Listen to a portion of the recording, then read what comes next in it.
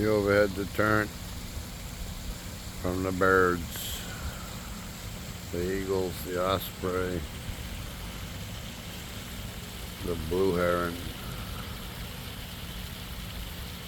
That, and there's a net you're actually looking through. It's at the top of this pole. You can see the cable going across. If you look close, you can see the net.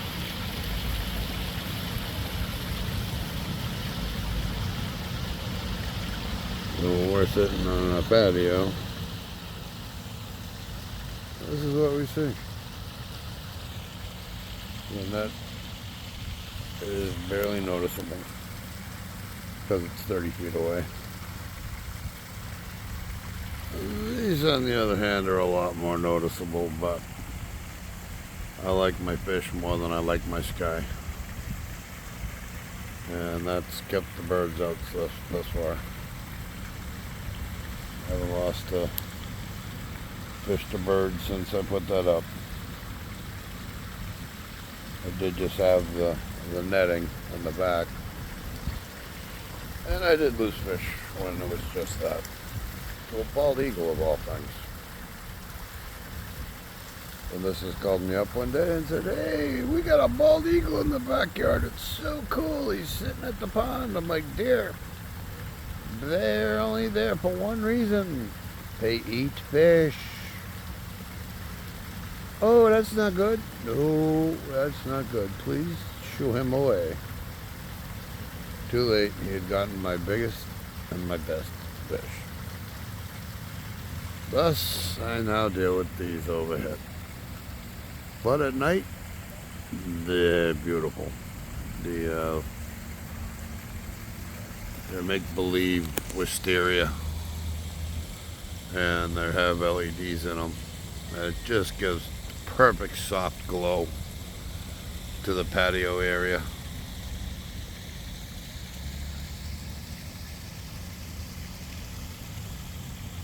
Anyone who's thinking about building a pond, stop thinking and do it. Best thing I ever did. You can see how much clearer my water is now than back in 2023 when the fires up in Montreal were burning. The water was like tea.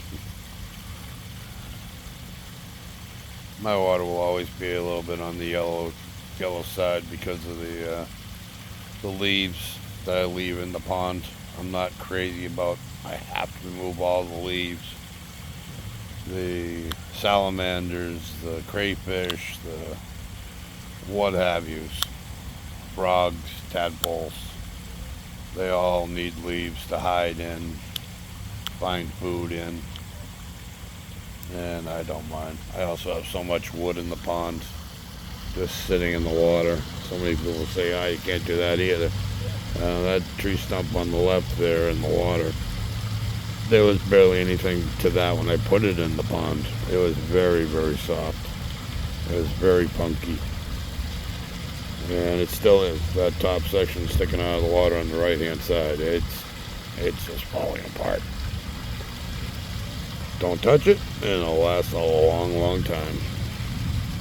There used to be a lot more moss on it, but the whole thing got blown over in the real heavy winds.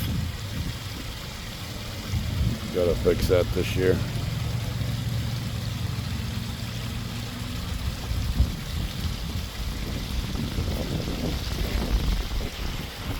A little bit of algae growing on the waterfall.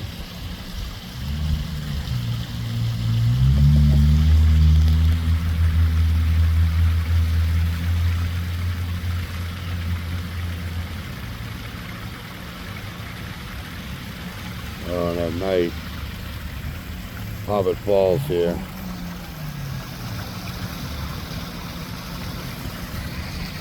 Looks amazing. There's the LED just lighting up that whole area. In between that and alongside the tree stump, that side was lit up pretty well. On the other side, only the weeping redbud had a light.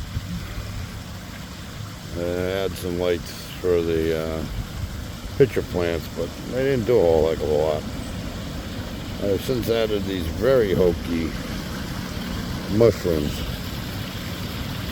They have a little LED light in them. During the day, they don't look so good. I sanded them all down. They were bright white. A lot brighter than what you're looking at now.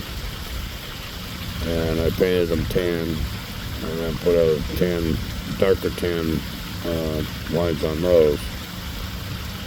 And it's not enough. Need more paint. Make it look more like the moss in there. But at night, it looks pretty cool. It's like a mini city just sitting in the bog area. And when the pitcher plants all grow up, I'm hoping it looks good. If you don't try, you don't know.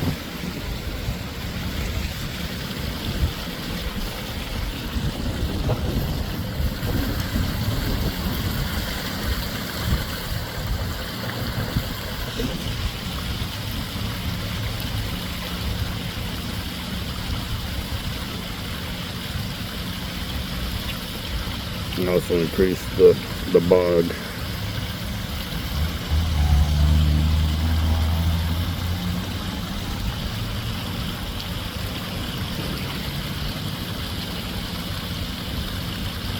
This top section right there. That first shelf. This is where I just raised the bog.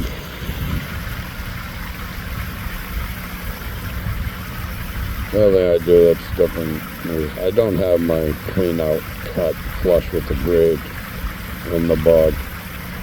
I don't want it coming out of there. And it's also a periscope to show me how much the bog is clogging or not. From the lid there, I measure down to the water level in the bog, and then also inside the snorkel. And if I find a huge difference, I'll know my bog's starting to clog up.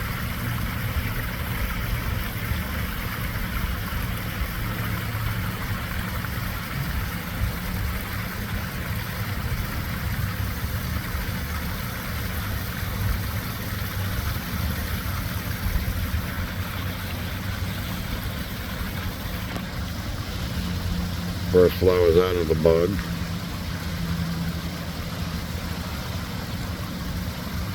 I do have marsh marigolds growing up in the back of the bog there. You can see my fiddleheads right in the middle of the waterfall. Loving those ferns grow.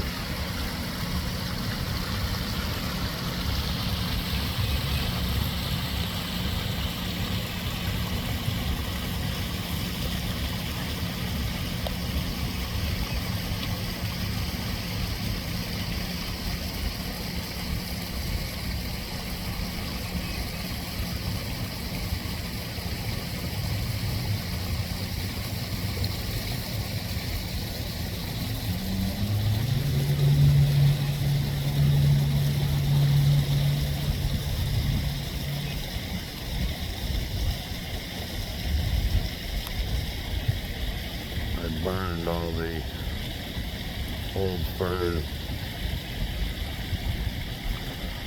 You can see the fern starting to come up in the back corner there. Just starting to come up in the burned area as well. Sorry for the hose being in there. I had some water the other day.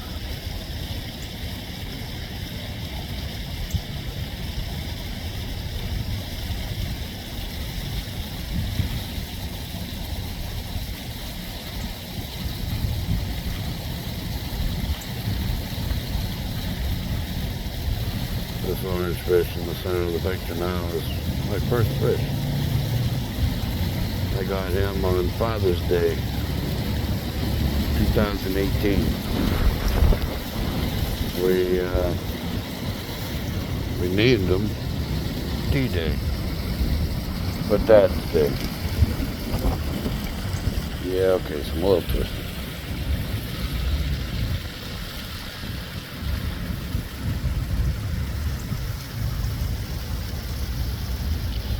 That's one of his offspring, the other orange one. That's raw. For the sun god.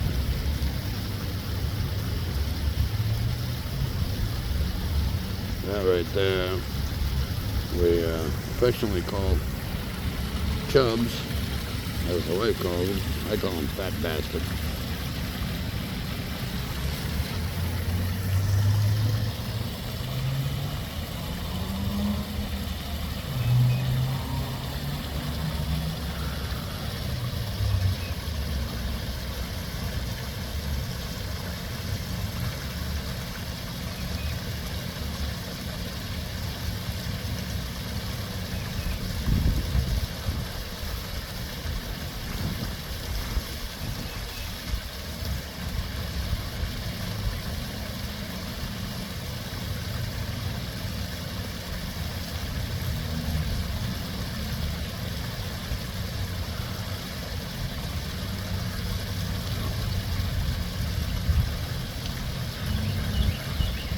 In my book, having that little area on the back side there, going up towards the top of the frame in the picture, is one of the best things I did to the pond. It gives the fish an area to go explore, go for a swim all the way up in the back, which is also my intake bay and my negative edge. My negative edge is underneath that log in the top left corner there. But anything that gets pulled in there has a chance to either settle down, and the area is only about 3 feet deep. I can back it out. There's also no place for the fish to hide in there. So I close off in between the rock right here, that little 1.5 foot space. I'll close that off, and then after I feed the fish in the upper area, I'll close that area off and I can catch whoever I need to. Trying to catch the fish in here is pointless. There's so many, I've made so many places for them to hide. This flat rock right here is the roof to a tunnel.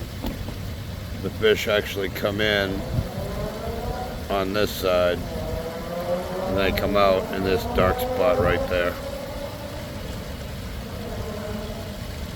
And that's about 2 foot tall tunnel. You can see the big boulder down at the bottom here that's holding it up. And then we also have a cave, which is right here at the end of the log, that little dark section. There's actually a cave back there. The fish seem to prefer that actually more. I think it's because they all just huddle in there and stay nice and warm.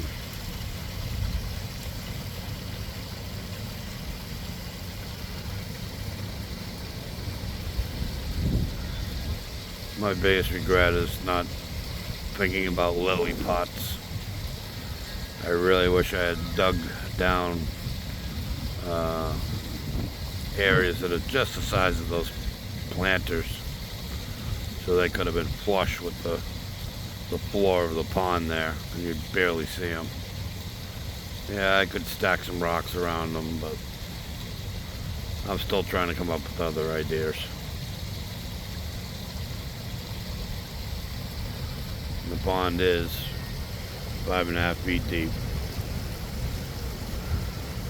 Used to be 6, but the fish have carried so many rocks down and knocked them in.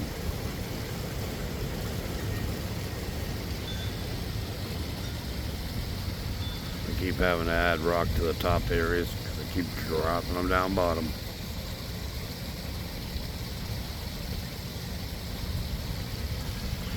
Well, it's a beautiful day. It's actually Easter, so happy Easter to all those who are celebrating it, and happy ponding.